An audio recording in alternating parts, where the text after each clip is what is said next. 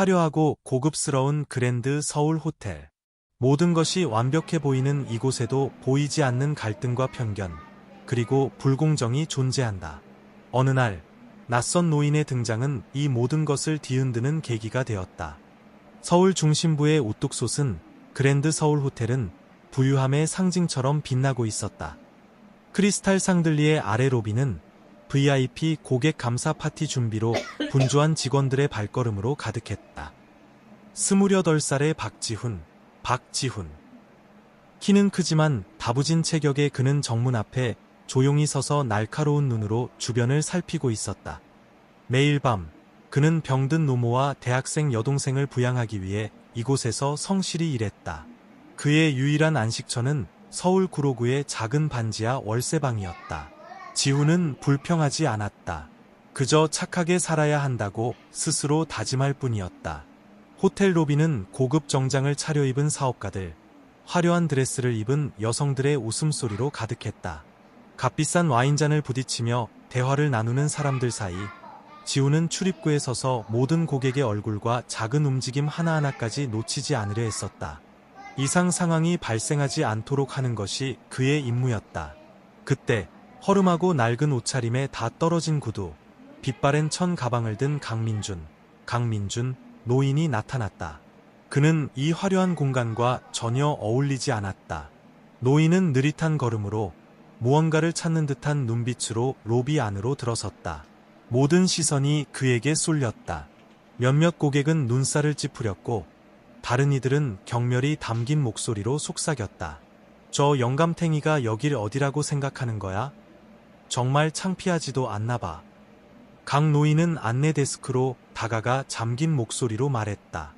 호텔 지배인을 만나고 싶소. 젊은 여직원은 당황했지만 명백히 불쾌한 기색으로 차갑게 대답했다. 죄송합니다만 어르신 같은 분은 저희가 모실 수 없습니다. 나가주십시오. 웅성거림은 더 커졌다. 유력한 사업가인 최태식 대표는 노골적으로 경멸감을 드러냈다. 정말 창피한 줄 알아야지.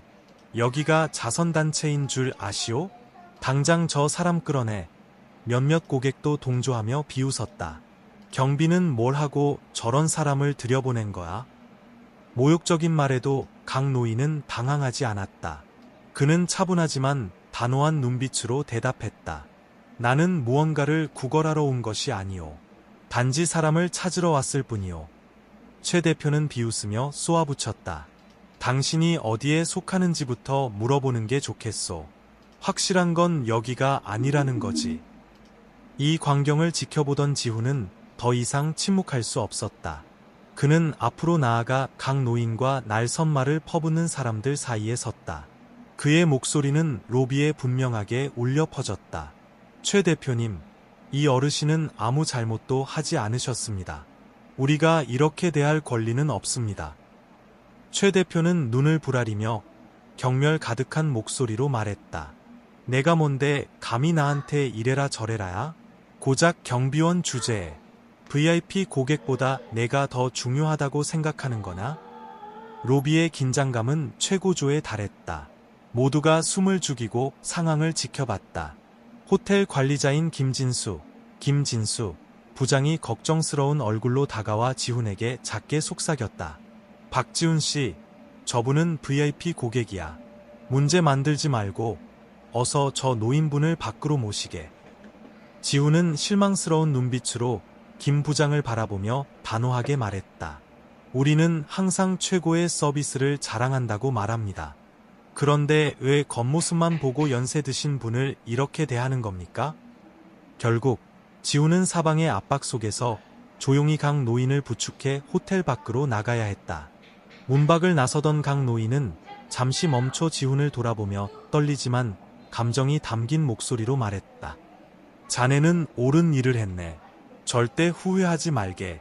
고맙네, 젊은이. 그날 밤 지훈은 지친 몸을 이끌고 구로구의 작은 월세방으로 돌아왔다. 강 노인의 마지막 말이 그의 마음속에 계속 맴돌았다. 옳은 일을 했다. 지훈은 어떤 결과가 닥치더라도 자신의 선택을 후회하지 않을 것이라 다짐하며 희미하게 미소 지었다. 그랜드 서울 호텔 로비에서 강 노인이 모욕당한 사건은 박지훈의 마음에 깊은 파장을 남겼다. 노인을 보호한 그의 행동은 사회적 편견에 도전했을 뿐 아니라 그를 예상치 못한 어려움에 직면하게 했다. 다음 날 아침, 호텔 분위기는 그 어느 때보다 무겁게 가라앉았다. 직원들은 어젯밤 사건에 대해 수근거렸다. 어떤 이들은 지훈이 쓸데없는 일에 끼어들었다고 비난했고, 다른 이들은 그의 용기에 남몰래 감탄했다. 야간 근무를 마치고 퇴근하려던 지훈은 김진수 부장으로부터 긴급 호출 명령을 받았다. 회의실로 향하는 복도를 걷는 동안 동료들의 시선 속에는 읽기 어려운 감정들이 뒤섞여 있었다. 회의실에서 김 부장은 굳은 표정으로 지훈과 마주 앉았다. 테이블 위에는 최태식 대표가 직접 작성한 해고 요구서가 놓여 있었다. 김 부장은 서류를 지훈 쪽으로 밀며 싸늘하게 말했다. 박지훈 씨, 이건 최 대표님이 직접 보낸 해고 요구서야. 자네가 VIP 고객을 무시하고 호텔 이미지를 실추시켰다고 주장하고 있네. 지훈은 침착하게 대답했다. 저는 잘못한 것이 없습니다. 제 임무는 안전을 지키는 것이지만 단지 겉모습 때문에 연세 드신 분이 그렇게 모욕당하는 것을 보고만 있을 수는 없었습니다. 김 부장은 미간을 찌푸리며 목소리를 높였다. 자네 여기가 무슨 정의의 법정이라도 되는 줄 아나? 여긴 서비스업이야. 우리의 일은 고객을 만족시키는 거라고.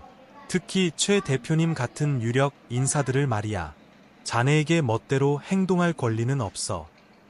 지훈은 흔들리지 않는 눈빛으로 맞받아쳤다. 그럼 고객은 다른 사람을 모욕할 권리가 있습니까? 만약 그것이 이 호텔의 규칙이라면 저는 따를 수 없습니다. 지훈의 반항적인 태도에 김 부장은 격분했다. 격렬한 논쟁 끝에 그는 최종 결정을 내렸다. 자네는 즉시 정직 처분이야. 오늘 오후 5시까지 짐 정리하고 여기서 나가게. 회의실을 나온 지훈은 세상이 자신에게 등을 돌린 듯한 기분을 느꼈다. 경비구역으로 돌아와 짐을 챙기는데 동료 이민호가 비아냥거릴 기회를 놓치지 않았다. 거봐, 영웅 노릇 하더니 꼴 좋다. 이제 직장도 잃었네. 정말 멍청하다니까. 지훈은 감정을 억누르며 무시하려 했지만 민호가 계속해서 조롱했다. 그 노인네가 와서 자네를 구해줄 거라고 생각했나? 지훈은 더 이상 참지 못하고 소리쳤다. 적어도 나는 직장을 지키려고 양심을 팔지는 않아. 분위기가 험악해지자 다른 동료 김동현이 나서서 중재했다. 민호 씨, 그만해요. 지훈 씨는 옳은 일을 했어요. 단지 이 사회가 항상 공평하지만은 않을 뿐이죠. 동현의 말에 지훈은 조금 위안을 얻었지만 미래를 생각하니 마음이 무거웠다. 그가 짐을 챙기는 동안 정직 소문은 호텔 전체에 퍼졌다. 어떤 직원들은 그를 오만하다고 비난했지만 조용히 그를 존경의 눈빛으로 바라보는 이들도 있었다. 뜻밖에도 호텔의 오랜 단골 고객인 윤 여사, MRS 윤가 다가왔다. 자네가 어젯밤 그 노인분을 도와준 경비원 맞지? 지훈은 고개를 끄덕이며 인사했다. 윤 여사는 이해한다는 듯 미소를 지으며 말했다. 최 대표 같은 사람들 때문에 신념을 잃지 말게나. 요즘 세상의 친절함은 정말 귀한 것이니. 자네가 한 일에 자부심을 가지게. 윤 여사의 말은 어둠 속 한 줄기 빛처럼 지훈의 마음에 와닿았다. 그날 저녁, 지훈이 월세방에 돌아오자 어머니가 걱정스러운 눈빛으로 침대에 앉아 있었다. 지훈아, 정말 직장을 잃은 거니? 도대체 무슨 생각으로 VIP 고객에게 대든 거야? 우리 형편도 어려운데 이제 어쩔 셈이니? 지훈은 고개를 숙인 채 작은 목소리로 말했다. 죄송해요, 어머니. 하지만 불공평하게 대우받는 사람을 보고 침묵할 수는 없었어요.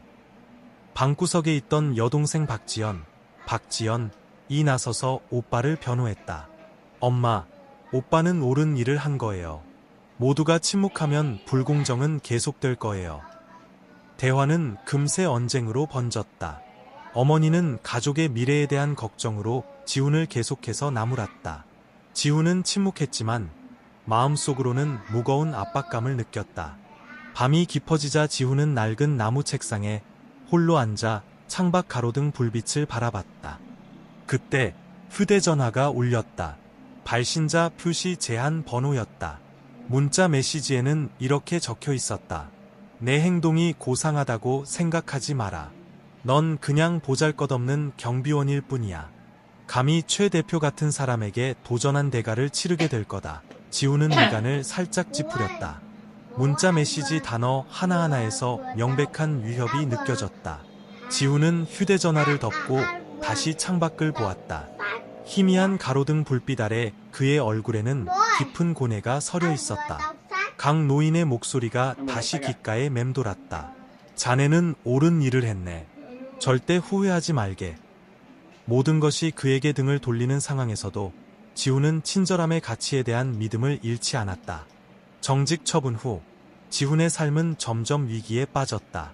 자신의 행동에 대한 신념은 확고했지만 경제적 압박과 주변의 따가운 시선은 모든 것을 숨막히게 만들었다. 일주일이 흘렀다. 지훈의 작은 월세방은 무거운 침묵으로 가득 찼다. 낡은 선풍기만 삐걱거리며 더운 공기를 휘저었다. 어머니는 침대 구석에 앉아 한숨을 쉬거나 때때로 지훈을 꾸짖었다. 이제 어쩔 셈이냐, 지훈아. 우리가 언제부터 그렇게 배짱 좋게 살 형편이었니? 여동생 지연은 오빠를 변호하려 했었지만 매일 방과 후 아르바이트를 해야 하는 고단함을 숨기지 못했다. 그녀는 집 근처 작은 식당에서 묵묵히 서빙을 하며 가게를 도왔다. 지훈은 새로운 일자리를 찾아 나섰다. 여러 호텔과 작은 경비 회사들의 문을 두드렸지만 돌아오는 것은 거절뿐이었다. 최태식 대표가 이미 손을 써놓은 탓에 채용 담당자들은 문제를 일으킬까 봐 지훈을 꺼렸다. 어느 날 지훈은 지연이 작은 식당에서 땀을 뻘뻘 흘리며 서빙하는 모습을 보았다. 동생의 고생하는 모습에 그의 마음은 무겁게 내려앉았다. 지훈은 식당으로 들어가 동생을 도우려 했지만 식당 주인에게 제지당했다. 오빠라는 사람이 동생을 이렇게 고생시키면 어떻게, 가족을 어떻게 돌보는 거요? 주인의 질책은 지훈의 자존심의 비수처럼 꽂혔다. 그는 말없이 식당을 나와 무거운 표정으로 거리를 걸었다. 지훈이 식당을 막 떠나려 할 때 검은색 롤스로이스 한 대가 울퉁불퉁한 골목길을 미끄러지듯 들어섰다. 그 고급스러운 차는 가난한 동네의 모든 시선을 사로잡았다. 차 문이 열리고 강민준 노인이 내렸다. 그는 이전의 허름한 모습과는 완전히 대조적으로 최고급 정장을 차려입고 있었다. 지훈은 깜짝 놀라 머릿속에 수많은 질문이 떠올랐다. 저분이 누구지? 왜 여기에 나타나신 걸까? 강 노인은 지훈을 근처 작은 카페로 데려갔다. 낡고 조용한 카페 안에는 천장 선풍기만 천천히 돌고 있었다. 강 노인이 입을 열었다. 내가 사람들이 생각하는 그런 노숙자는 아니네. 한때는 사업가였지만 지금은 조용히 살고 싶어 물러나 있었지. 지훈은 놀란 눈으로 노인을 바라봤지만 말을 끊지 않았다. 강 노인은 말을 이었다. 그날은 이 사회가 가난한 사람을 어떻게 대하는지 시험해보고 싶었네. 그리고 자네는 나를 지켜준 유일한 사람이었지. 지훈은 살짝 고개를 끄덕이며 멋쩍은 표정을 지었다. 강 노인은 화제를 바꿨다. 나는 지금 새로운 프로젝트를 구상 중이네. 소외된 이들을 돕는 재단을 만들려고 하는데 함께할 사람이 필요하네. 자네, 나와 함께 해보지 않겠나? 지훈은 예상치 못한 제안에 놀라 망설이며 대답했다. 저는 그냥 평범한 경비원일 뿐입니다.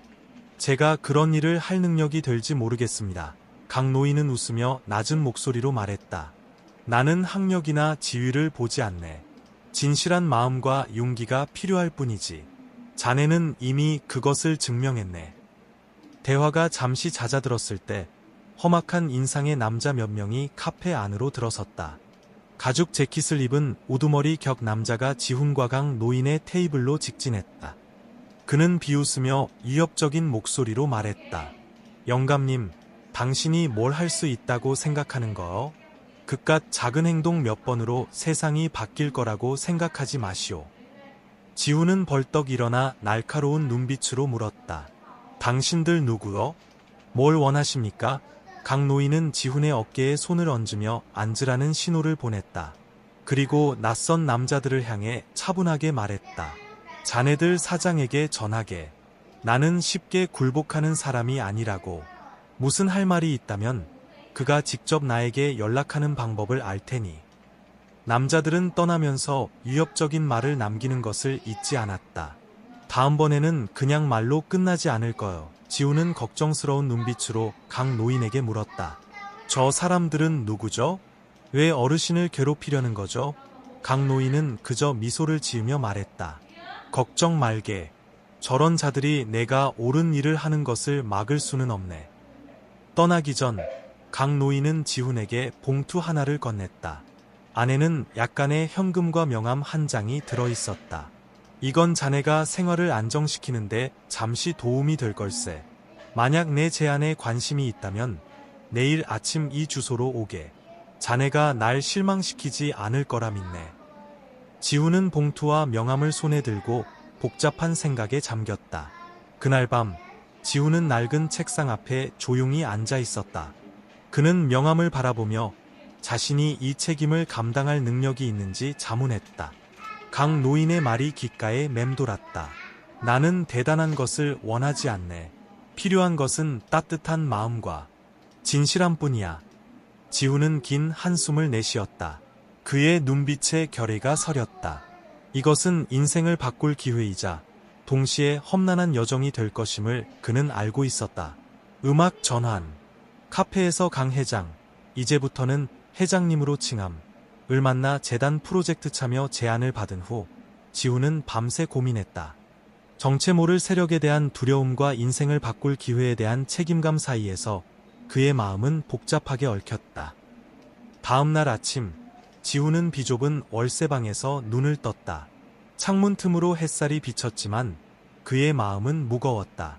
그는 책상 앞에 앉아 강 회장의 명함을 바라봤다. 명함에는 강남의 고급 빌라 주소가 적혀 있었다. 지훈이 나갈 채비를 하는 동안 어머니는 낡은 옷을 꿰매며 불안한 기색을 감추지 못했다. 그녀는 머뭇거리며 물었다. 지훈아, 어디 가니? 또 그 노인분과 관련된 일이니? 지훈은 어머니를 보며 애써 차분한 목소리로 말했다. 어머니, 걱정 마세요. 제가 뭘 하는지 알고 있어요. 저를 믿어주세요. 어머니는 대답 없이 한숨만 내쉬었다. 그녀의 눈빛에는 걱정과 무력감이 뒤섞여 있었다. 명함에 적힌 주소에 도착한 지훈은 웅장한 빌라의 모습에 놀라지 않을 수 없었다. 정교하게 조각된 철제 대문 너머로 푸른 나무가 가득한 넓은 정원이 펼쳐져 있었다. 그가 대문 가까이 다가서자 자동문이 스르르 열리고 강 회장의 비서인 윤석호 이사가 정중한 미소로 그를 맞이했다. 박지훈 씨, 어서 오십시오. 회장님께서 기다리고 계십니다. 빌라 안으로 들어선 지훈은 호화로운 내부에 압도당했다.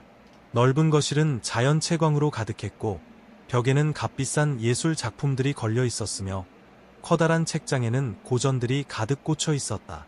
강 회장은 따뜻한 미소로 지훈을 맞이했다. 아줘서 고맙네. 앉게나. 할 이야기가 많네. 지훈은 강 회장 맞은편에 앉았다. 강 회장은 프로젝트에 대해 설명하기 시작했다. 자네도 알다시피 이 사회에는 여전히 빈곤 속에서 잊혀 살아가는 사람들이 많네. 나는 그들에게 거처와 교육, 의료 지원까지 제공하는 재단을 세우고 싶네. 자네가 보안 관리와 활동 지원을 도와줄 수 있겠나? 지훈은 망설이며 솔직하게 말했다. 제가 능력이 될지 잘 모르겠습니다. 저는 그저 평범한 사람일 뿐인데요. 강 회장은 부드럽게 답했다. 누구나 처음부터 걱정 없이 시작하는 것은 아니네. 하지만 자네가 겪었던 어려움을 이야말로 다른 누구보다 그들을 더 잘 이해하고 도울 수 있는 힘이 될 거라고 믿네. 지훈은 자신의 어려운 가정 형편과 어머니, 여동생에 대해 이야기했다. 강 회장은 주에 깊게 들으며 그의 눈에는 깊은 공감이 서렸다. 바로 그런 점들이 자네를 더 강하게 만드는 걸세. 우리가 오늘 하는 일은 다른 사람들을 돕는 것뿐 아니라 자네 가족에게도 더 나은 미래를 만들어 줄 것이네. 지훈은 강 회장의 진심을 느꼈지만 마음속은 여전히 복잡했다. 대화가 진행되는 동안 한 직원이 황급히 뛰어 들어왔다. 회장님, 정문 밖에 낯선 사람들이 와서 만나기를 요구하고 있습니다. 지훈이 창밖을 내다보니 며칠 전 카페에서 만났던 그 남자들이었다. 그들은 소리치고 있었다. 영감탱이, 이게 마지막 경고다.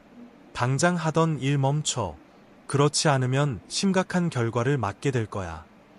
지훈은 분노하며 일어섰다. 제가 나가서 이야기하겠습니다. 하지만 강 회장은 손을 들어 제지했다. 진정하게, 박지훈 군, 저런 자들은 폭력과 위협으로 자신들의 두려움을 감추려 할 뿐이네. 자네가 흔들리는 모습을 보여서는 안 돼. 지훈은 빌라 안에서 초조하게 상황을 지켜봤다. 윤 이사가 나가서 남자들과 대화를 나누었다. 상황은 점점 험악해졌다. 남자 중 한 명이 소리쳤다. 이건 장난이 아니야. 당장 멈추라고. 한 남자는 돌멩이를 주워 빌라 안으로 세게 던졌다. 지훈은 당장 뛰쳐나가고 싶었지만 강 회장이 그를 붙잡았다. 자네에게도 기회가 올 걸세. 하지만 지금은 아닐세. 윤 이사가 한숨을 쉬며 돌아와 강 회장에게 말했다. 그들이 멈추지 않을 것 같습니다. 더 나쁜 상황에 대비해야 합니다. 남자 무리가 떠난 후 강 회장은 지훈을 똑바로 바라보며 났지만 단호한 목소리로 말했다. 자네는 여전히 물러설 수 있네. 만약 계속하기 어렵다고 느낀다면 말이야. 하지만 기억하게. 우리가 오늘 하는 일이 수백 명의 삶을 바꿀 수도 있다는 것을. 지훈은 침묵했다. 그는 이 임무의 무게감을 느꼈지만 동시에 이것이 의미 있는 일을 할 수 있는 유일한 기회라는 것도 이해했다. 지훈은 밤늦게 집으로 돌아왔다. 작은 월세방은 그 어느 때보다 고요했다. 그는 잠든 어머니와 여동생을 바라보다가 손안의 명함을 다시 보았다. 그의 머릿속에는 질문이 맴돌았다. 내가 하지 않으면 누가 할까? 그리고 지금이 아니면 언제? 지훈의 눈빛의 결의가 굳어졌다. 그는 앞으로의 길이 위험으로 가득하다는 것을 알았지만 그것이 자신과 많은 다른 사람들의 삶을 바꿀 기회이기도 하다는 것을 깨달았다. 프로젝트 참여를 결심한 후 지훈은 앞날이 험난할 것임을 직감했다. 빌라에서의 사건과 낯선 남자들의 위협은 그를 불안하게 만들었다. 하지만 프로젝트의 중요성에 대한 강 회장의 말은 그에게 용기를 북돋아 주었다. 다음 날 아침, 지훈은 일찍 일어나 가장 깨끗한 셔츠를 입고 빌라로 향했다. 보안 지원 담당자로서의 첫날이었다. 긴장되기는 했지만 그는 이 기회에 걸맞은 사람임을 증명하겠다고 다짐했다. 빌라에서 강 회장은 지훈을 그의 팀원들에게 소개했다. 오랜 비서인 윤석호 이사는 침착하고 예리한 사람이었고 재무 전문가인 한서연 팀장은 강인하지만 까다로워 보이는 여성이었다. 법률 자문을 맡은 조영호 변호사는 냉철하고 회의적인 성격으로 알려져 있었다. 각자 다른 방식으로 지훈을 관찰했다. 윤 이사와 한 팀장은 비교적 우호적이었지만 조 변호사는 노골적으로 불신감을 드러냈다. 경비원 출신이 이런 큰 프로젝트에 참여할 능력이 과연 있을까요? 지훈은 침착하게 대답했다. 제가 능력이 충분한지는 모르겠습니다. 하지만 최선을 다할 것입니다. 중요한 것은 다른 사람의 도움이 필요할 때 외면하지 않는 것이라고 생각합니다. 대화는 다소 긴장된 분위기 속에서 끝났지만 지훈은 말이 아닌 행동으로 자신의 능력을 증명해야 함을 느꼈다. 오전 회의에서 강 회장은 첫 번째 목표로 구로구에 노숙인 지원센터를 개설하는 계획을 발표했다. 지훈은 프로젝트를 공식 발표하는 기자회견의 보안 감독과 지원센터에서 발생할 수 있는 돌발 상황 처리를 지원하는 임무를 맡게 되었다. 부담감을 느꼈지만 지훈은 이 책임을 받아들이기로 결심했다. 윤 이사가 그의 어깨를 두드리며 격려했다. 자신의 일을 잘 해내게. 그리고 의심의 눈초리에 흔들리지 말게. 오후에 지훈은 한 팀장과 함께 지원센터 예정 부지를 답사하러 갔다. 그곳은 구로구의 번잡하지만 낙후된 주거 지역이었다. 그들이 도착하자마자 험악해 보이는 청년 무리가 다가왔다. 우두머리로 보이는 청년이 소리쳤다. 여긴 우리 구역이야. 여기서 뭘 하려면 보호비부터 내야 할 거다. 근처에 모여있던 노숙인들은 겁에 질린 표정을 지었다. 지훈은 앞으로 나서 청년 무리와 마주섰다. 여기는 공공장소입니다. 다른 사람에게 강요할 권리는 없습니다. 우두머리 청년은 비웃으며 말했다. 내가 뭔데 나서? 내가 너한테 한 수 가르쳐 줘야 정신 차리겠나? 그는 부하 중 한 명에게 손짓해 지훈을 공격하게 했다. 지훈은 격투 경험이 많지는 않았지만 민첩하게 반격했다.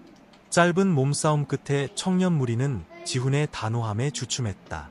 떠나기 전 우두머리는 경고를 남겼다. 두고 봐. 우리가 가만히 있지 않을 테니까.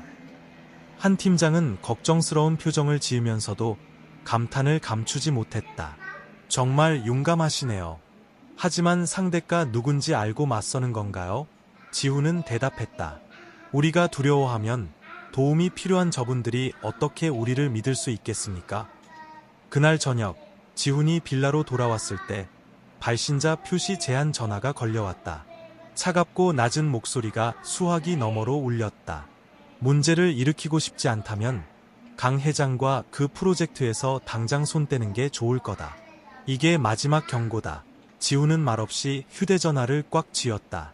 그는 자신이 단순히 선행을 하는 것이 아니라 위험한 어둠의 세력과 맞서는 전쟁에 발을 들였음을 깨달았다. 다음 날 기자회견이 대형 컨벤션 센터에서 열렸다. 지훈은 보안팀과 협력하여 모든 것이 순조롭게 진행되도록 만전을 기했다. 강 회장은 연설에서 프로젝트의 인도주의적 목표를 강조했다. 우리는 노숙인들에게 단순히 잠자리와 식사를 제공하는 것을 넘어 그들이 삶을 재건할 기회를 주고자 합니다. 바로 그때 청중 속의 한 남자가 벌떡 일어나 강 회장을 향해 소리쳤다. 착한 척하지 마시오. 당신이 더러운 사업 자금을 세탁하려고 이 짓을 벌이는 걸 모르는 사람이 없을 텐데. 해견장은 즉시 소란스러워졌다. 지훈과 보안팀이 그 남자를 밖으로 내보내려 했지만 혼란스러운 장면은 이미 기자들의 카메라에 포착된 후였다. 일부 기자들은 날카로운 질문을 던지기 시작했고 강 회장의 팀은 곤경에 처했다. 하지만 강 회장은 평정을 유지하며 선언했다. 우리는 말이 아닌 행동으로 증명할 것입니다. 진실은 모든 유혹에 답할 것입니다. 기자회견 후 지훈은 보안실에 홀로 앉아 있었다. 그는 해견 영상을 돌려보며 깊은 생각에 잠겼다. 이것은 단순한 자선 프로젝트가 아니라 선과 악의 싸움이라는 것을 느꼈다. 그들이 우리를 막기 위해 수단과 방법을 가리지 않는다면 우리가 하고 있는 일이 분명 옳다는 뜻이다. 지훈은 조용히 다짐했다. 기자회견에서의 혼란 이후 지훈은 끊임없이 그 일을 생각했다. 비난과 위협은 그를 불안하게 만들었지만 동시에 강렬한 결의를 불러일으켰다. 자신이 선택한 길이 결코 쉽지 않음을 깨달은 것이다. 다음 날 아침 기자회견 관련 뉴스가 신문과 인터넷을 도배했다. 강 회장의 노숙인 지원 프로젝트는 뜨거운 논쟁의 주제가 되었다. 기사 제목들은 명확히 두 갈래로 나뉘었다. 인도주의 프로젝트, 소외된 이들에게 새로운 희망, 피할 수인가? 강민준 회장 뒤의 숨은 실체는? 지훈은 엇갈리는 기사들을 복잡한 심경으로 훑어보았다. 칭찬은 그를 자랑스럽게 했지만 비난과 의혹은 그의 마음을 무겁게 짓눌렀다. 평소처럼 침착한 모습의 강 회장은 부정적인 기사에 대해 묻는 지훈에게 가볍게 미소 지을 뿐이었다. 다른 사람들의 말에 흔들리지 말게. 가장 중요한 것은 우리가 지금 하고 있는 일이야. 빌라에서는 강 회장의 팀이 비판 여론에 대한 대응 전략을 논의했다. 윤 이사는 프로젝트의 투명성을 증명하기 위해 추가적인 지역 사회 활동을 제안했다. 지훈이 말했다. 우리가 하는 일이 스스로 증명할 것입니다. 그들이 우리를 시험하려 한다면 행동으로 답합시다. 항상 현실적이던 한 팀장이 상기시켰다. 하지만 지훈 씨, 세상은 그렇게 단순하지 않아요. 우리가 성공하는 것을 원치 않는 세력들이 있어요. 그날 오후 지훈이 퇴근길에 빌라를 나섰을 때 낯선 남자 무리에게 가로막혔다. 무리 중 한 명이 비웃으며 말했다. 이봐, 경비원 양반. 내가 지금 뭘 하고 있는지 알고는 있는 거나? 내 능력 밖의 일에 끼어들지 않는 게 좋을 거야. 지훈은 침착하지만 단호한 목소리로 대답했다. 제가 뭘 하는지 알고 있습니다. 그리고 당신들 따위 두렵지 않습니다. 다른 남자가 비웃었다. 용감하네. 하지만 용기가 목숨을 구해주는 건 아니지. 불안감을 느꼈지만 지훈은 애써 평정을 유지하며 걸음을 옮겼다. 뒤에는 분노한 남자들의 시선이 남아 있었다. 이틀 후 지훈은 구로구의 지원센터를 점검하러 갔다. 그곳에서 그는 한 무리의 청년들이 주변에 모여 있는 것을 발견했다. 그들은 노숙인들을 향해 소리치며 조롱하고 의도적으로 소란을 피우고 있었다. 한 청년이 소리쳤다. 누가 여기다 이딴 걸 지으라고 했어? 여긴 우리 땅이라고. 지훈은 앞으로 나아가 청년들과 마주섰다. 그의 목소리는 차분했지만 단호했다. 여기는 지역사회지원센터입니다. 도움이 필요한 사람들을 막을 권리는 누구에게도 없습니다. 한 청년이 지훈을 향해 물건을 던지며 도발하자 긴장감이 고조되었다. 지훈은 흔들리지 않고 침착하지만 단호한 목소리로 그들을 제지했다. 결국 청년들은 떠났지만 이협적인 말을 남기는 것을 잊지 않았다. 두고 봐. 이게 끝이 아니야. 지훈은 한숨을 쉬며 센터에 있는 사람들을 안심시켰다. 그는 강 회장에게 사건을 보고하고 보안 강화 방안을 제안했다. 빌라에서 강 회장의 팀은 사건에 대해 논의했다. 윤 이사는 당국에 신고하고 추가 경비를 고용하여 안전을 확보할 것을 권고했다. 강 회장은 잠시 생각한 후 말했다. 우리는 이 프로젝트를 전쟁으로 만들고 싶지 않네. 하지만 모든 사람의 안전이 최우선이야. 박지훈 군, 자네가 추가적인 대응 방안을 준비해주게. 지훈은 동의했지만 불안감을 감출 수 없었다. 지금 조치를 취하지 않으면 그들은 우리가 쉽게 굴복한다고 생각할 겁니다. 강 회장은 지훈을 격려하는 눈빛으로 바라보며 미소 지었다. 그것이 바로 내가 자네를 믿는 이유일세. 그날 밤 익명의 편지 한 통이 빌라로 배달되었다. 편지 내용은 심각한 경고였다. 이 프로젝트를 당장 멈춰라. 그렇지 않으면 당신들은 끔찍한 대가를 치르게 될 것이다. 강 회장은 침착한 표정으로 편지를 읽은 후 팀원들 앞에서 선언했다. 우리는 물러서지 않을 걸세. 우리가 두려워하면 목소리 없는 사람들을 누가 지켜주겠나? 그의 말은 지훈과 팀원들에게 힘을 실어주었다. 그들은 다가올 도전에 맞서기 위한 대응 계획을 준비하기 시작했다. 지훈은 집으로 돌아와 창가에 앉아 작은 골목길을 내다보았다. 그의 마음속에는 걱정이 가득했지만 동시에 강한 의지가 타올랐다. 그는 속으로 다짐했다. 내가 아니면 누가? 지금이 아니면 언제? 정체불명의 세력으로부터 위협과 압박이 거세지자 박지훈과 강 회장의 팀은 물러서지 않기로 결심했다. 하지만 프로젝트 뒤에 숨겨진 위험한 그림자가 서서히 드러나며 새로운 위기를 예고하고 있었다. 이른 아침, 지훈은 지원센터에서 일하는 지인으로부터 연락을 받았다. 밤사이 낯선 그림자들이 센터 주변을 서성였다는 것이었다. 불안감을 느낀 지훈은 즉시 센터로 향했다. 보안 카메라 영상을 확인하던 중 그는 어둠 속에서 센터를 몰래 감시하는 한 무리의 흐릿한 형체를 발견했다. 직접적인 행동은 없었지만 그들의 존재 자체가 명백한 위협이었다. 지훈은 윤 이사에게 상황을 보고하고 보안 강화를 제안했지만 강 회장은 여전히 침착한 태도를 유지했다. 우리는 인내심을 가져야 하네. 섣불리 행동하면 오히려 그들을 자극할 수 있네. 다음 날 밤, 지훈은 직접 상황을 살피기 위해 센터에 남기로 결정했다. 자정 무렵, 그는 낯선 무리가 뒤쪽 담장을 넘어 침입하는 것을 목격했다. 그들은 의도적으로 센터 내부의 물건들을 파손하고 유리창을 깨뜨렸으며 일부 비품들을 부쉈다. 지훈과 보안팀은 즉시 개입했다. 양측의 격렬한 몸싸움이 벌어졌다. 혼란 속에서 한 침입자가 실수로 대형건설 그룹 태산그룹의 로고가 찍힌 종이 조각을 떨어뜨렸다. 지훈은 유혹에 찬 눈빛으로 그것을 주었다. 파괴 행위를 벌인 무리는 도망치면서 위협적인 말을 남겼다. 이건 시작일 뿐이야. 우리가 다시 손쓰게 만들지 마. 다음 날 아침, 강 회장의 팀은 긴급 회의를 소집하여 대응 방안을 논의했다. 현실적이고 신중한 윤 이사가 제안했다. 이 사건을 언론에 공개해야 합니다.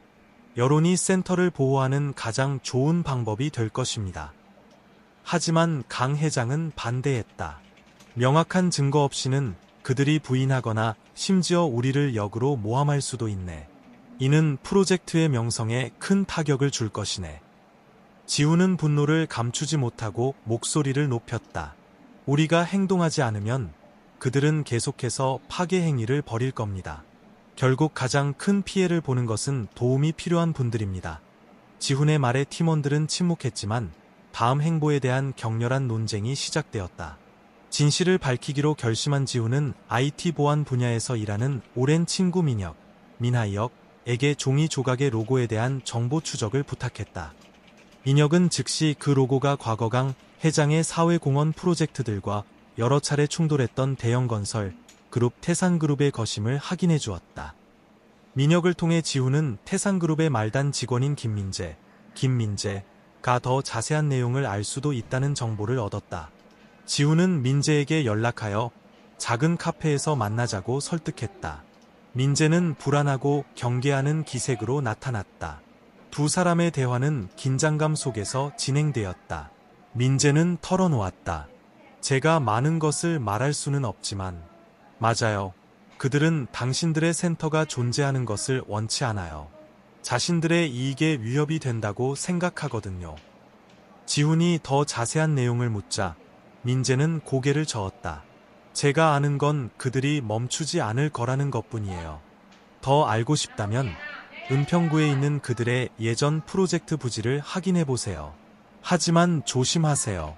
그들은 아주 위험해요. 떠나기 전 민재는 지훈이 위험한 싸움에 발을 들였음을 암시하는 듯 걱정스러운 눈빛을 남겼다. 지훈은 새로운 정보를 가지고 빌라로 돌아왔다. 팀 회의에서 그는 민재가 밝힌 모든 내용을 공유했다. 윤 이사는 의심했다. 말단 직원의 말을 믿을 수 있을까요? 만약 함정이라면 어떡하죠? 지훈은 단호한 눈빛으로 대답했다. 모험하지 않으면 진실을 결코 찾을 수 없습니다. 강 회장은 잠시 침묵하다 고개를 끄덕였다. 자네가 옳다고 생각하는 대로 하게. 하지만 반드시 자신의 안전을 확보해야 하네. 그날 밤 지훈은 홀로 은평구의 옛 프로젝트 부지로 향했다. 그곳은 버려진 공사 현장이었다. 희미한 가로등 불빛은 으스스한 분위기를 더했다. 지훈은 단서를 찾을 수 있을 것이라 믿는 어두운 건물 안으로 들어섰다.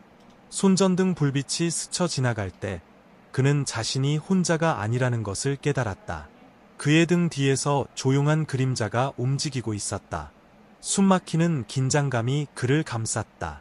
민재로부터 초기 단서를 얻은 후 지훈은 태산그룹의 방해 공작에 맞설 더 중요한 증거를 찾기 위해 홀로 은평구에 버려진 프로젝트 부지로 위험을 무릅쓰고 향했다. 어둠이 은평구의 옛 프로젝트 부지를 뒤덮었다.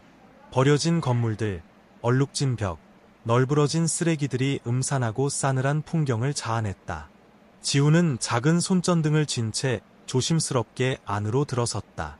부서진 창문 틈으로 불어오는 바람 소리 외에는 아무것도 들리지 않는 소름 끼치는 정적이 흘렀다.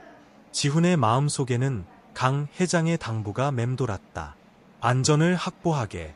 자네 목숨보다 중요한 것은 없네. 하지만 지훈은 단호했다. 여기서 멈추면 모든 것이 무너진다. 진실을 찾을 유일한 기회다. 지훈은 신중하게 방 하나하나를 확인했다. 찢어진 종이 조각들, 낡고해진 계약서 몇 장을 발견했지만 특별한 것은 없었다. 그때 그의 손전등 불빛이 굳게 잠긴 방 하나에 멈췄다. 자물쇠는 녹슬었지만 문에 난 새로운 긁힌 자국은 누군가 최근에 문을 열려고 시도했음을 보여주었다. 지훈은 심장이 빠르게 뛰는 것을 느꼈다. 그는 주변을 둘러보며 안으로 들어갈 방법을 찾았다.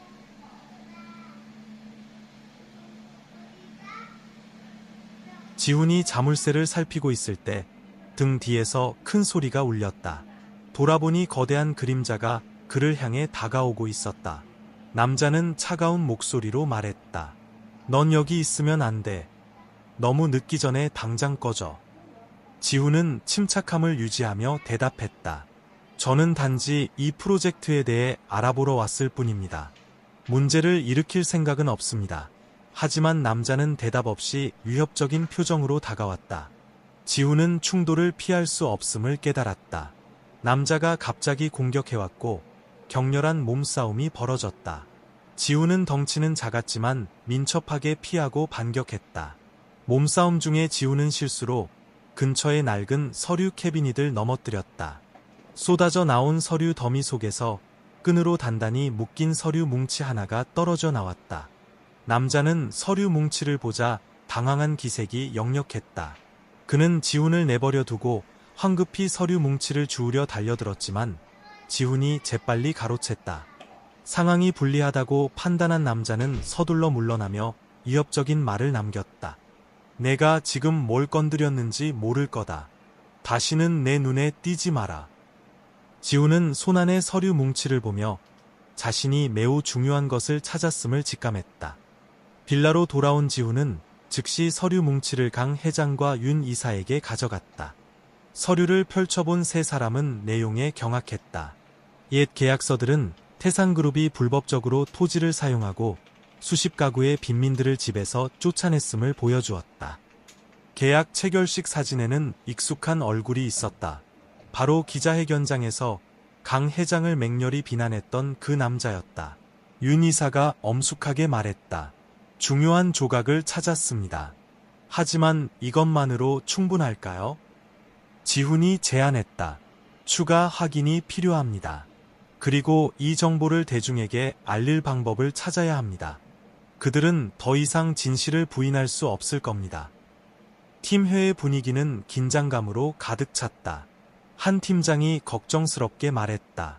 지금 바로 공개하면 증거 불충분으로 역고소를 당할 수도 있어요. 그렇게 되면 프로젝트 전체가 무너질 겁니다. 윤 이사가 반박했다. 아무것도 하지 않으면 그들은 계속해서 우리를 방해할 겁니다. 그들에게 밀려서는 안 됩니다. 지훈은 윤 이사의 말에 동의하면서도 물었다. 하지만 우리가 성급하게 행동하면 관련된 사람들에게 위험이 따르지 않을까요? 팀원들의 가족들이 위협받을 수도 있습니다. 강 회장은 모든 의견을 들은 후 결정을 내렸다. 즉시 공개하지는 않겠네. 대신 증거를 철저히 준비하고 신뢰할 수 있는 언론사에 접근하세. 진실은 안전한 방식으로 밝혀져야 하네. 모두가 계획을 세우기 시작했을 때 예상치 못한 일이 발생했다. 한 팀장이 익명의 편지를 받았다. 편지 안에는 그녀의 가족 사진과 함께 명백한 경고 메시지가 적혀 있었다. 당장 멈춰라. 그렇지 않으면 내 가족이 대가를 치를 것이다. 팀 전체가 불안감에 휩싸였다. 지훈은 모두를 진정시키려 애썼지만 그의 마음속에는 상황이 극도로 위험해졌다는 것을 분명히 느꼈다. 그날 밤 지훈은 지원센터 앞에 홀로 서서 그곳에서 도움을 구하는 노숙인들을 바라보았다. 그는 속으로 다짐했다. 우리가 지금 멈추면 모든 노력이 물거품이 된다. 아무리 어려워도 끝까지 싸울 것이다. 갑자기 멀리서 자동차 헤드라이트 불빛이 번쩍였다. 지훈은 긴장감이 온몸을 감싸는 것을 느꼈다.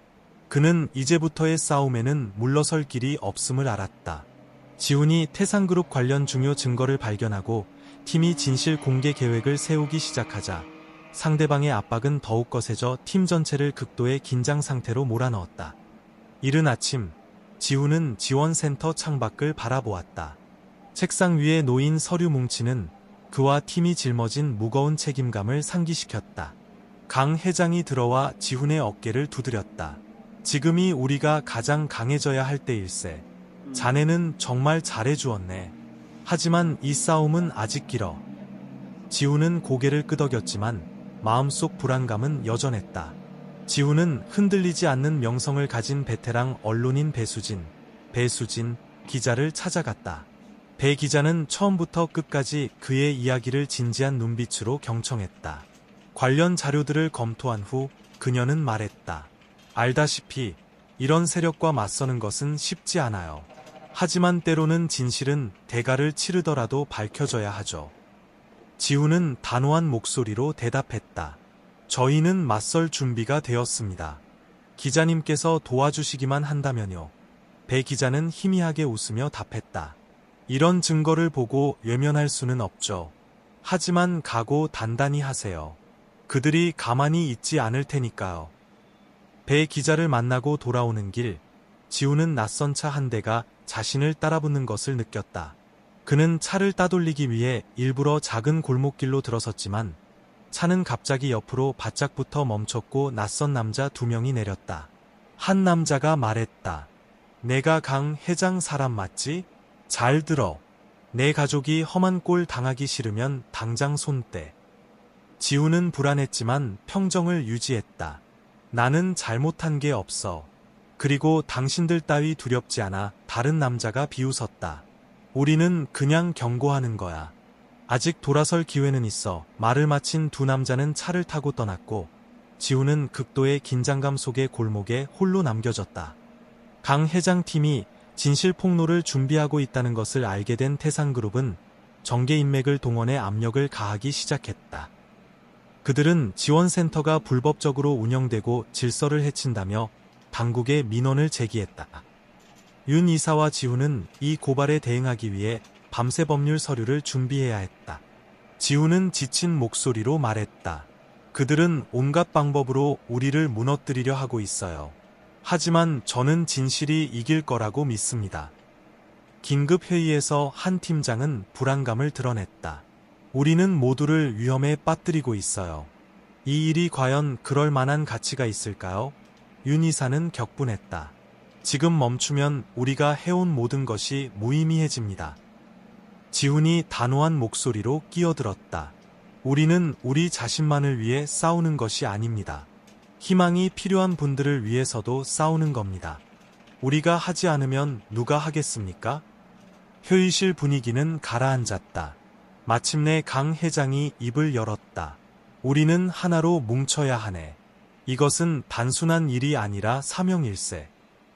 배 기자는 팀이 대형 컨벤션 센터에서 열릴 기자회견을 계획하는 것을 도왔다. 지훈은 대중 앞에서 연설하는 임무를 맡게 되었다. 그는 엄청난 압박감을 느꼈지만 지원센터의 노숙인들을 생각하며 다시 결의를 다졌다. 기자회견 하루 전날 밤 지원센터가 공격당했다. 파괴자들은 물건들을 부수고 벽에 위협적인 문구를 남겼다. 알아서 멈춰라. 지훈과 보안팀은 그들을 뒤쫓았지만 잡지 못했다. 강 회장은 현장에 도착하여 폐허가 된 광경을 보고 단호한 눈빛으로 말했다. 그들은 모든 것을 파괴할 수는 있겠지만 우리의 인간애를 꺾을 수는 없네. 지훈은 부서진 잔해 속에서 강한 충동을 느꼈다. 우리는 물러서지 않을 것이다. 기자회견이 시작될 준비가 되었다. 지훈은 수많은 기자들과 자신을 향한 카메라 불빛을 보았다. 강 회장이 지훈의 어깨에 손을 얹고 격려했다. 자네는 많은 것을 해냈네. 우리가 두려워하지 않는다는 것을 저들에게 보여주게. 지훈은 마이크를 손에 쥐고 무대로 올라섰다. 그의 눈빛은 불타올랐다. 목숨을 걸고 지켜온 진실을 말할 준비가 되어 있었다. 그는 기다리는 눈빛들이 쏟아지는 청중석을 똑바로 바라보았다.